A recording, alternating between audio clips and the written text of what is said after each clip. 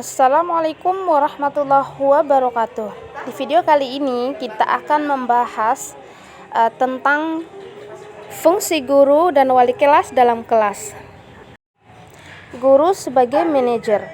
Adapun tugas dan fungsi seorang guru manajer adalah memanajemen orang-orang yang dipimpinnya agar mau berbuat sesuatu dengan keinginannya dalam rangka mencapai tujuan organisasi.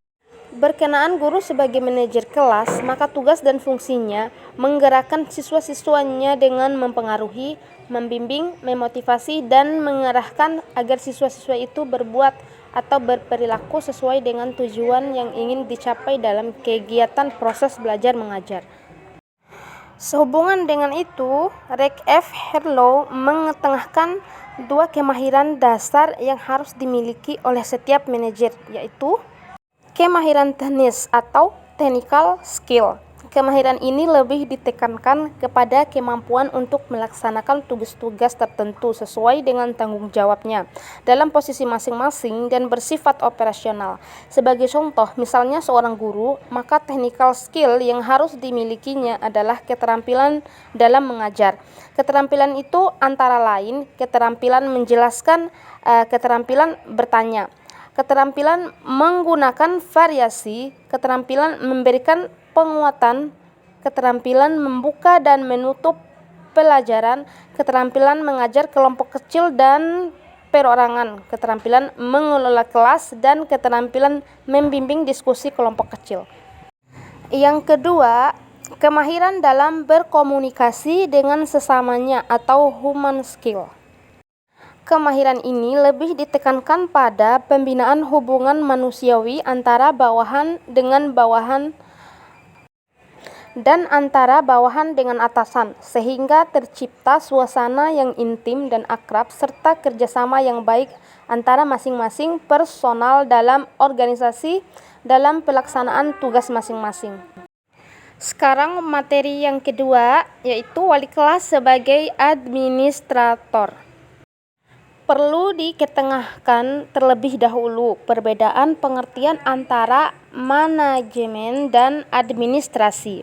Sebelum kita membicarakan tentang apa tugas atau fungsi wali kelas sebagai administrator, telah lama diperdebatkan orang-orang tentang jawaban atas pertanyaan manakah yang lebih luas, administrasi atau manajemen. Bermacam-macam pendapat telah dikemukakan oleh para sarjana administrasi.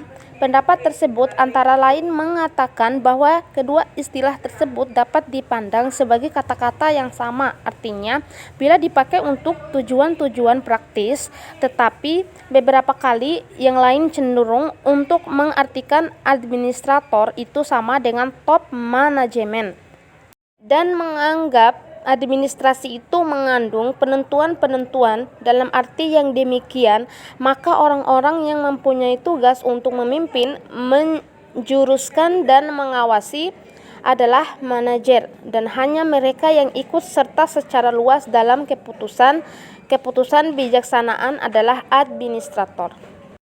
Pendapat lain mengatakan bahwa manajemen adalah merupakan inti daripada administrasi, karena manajemen merupakan alat pelaksanaan utama daripada administrasi. Dalam melaksanakan tugasnya, manajemen tidak melaksanakan sendiri kegiatan-kegiatan yang bersifat operasional, melainkan mengatur tindakan-tindakan pelaksanaan oleh sekelompok orang yang disebut bawahan. Dengan demikian, keberhasilan administrasi sangat tergantung sekali pada keberhasilan dalam manajemen.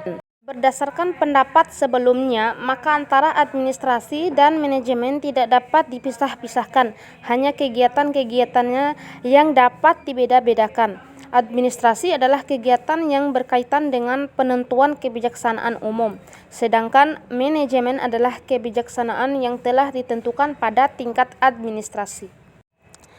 Sekian dari video ini. Wassalamualaikum warahmatullahi wabarakatuh.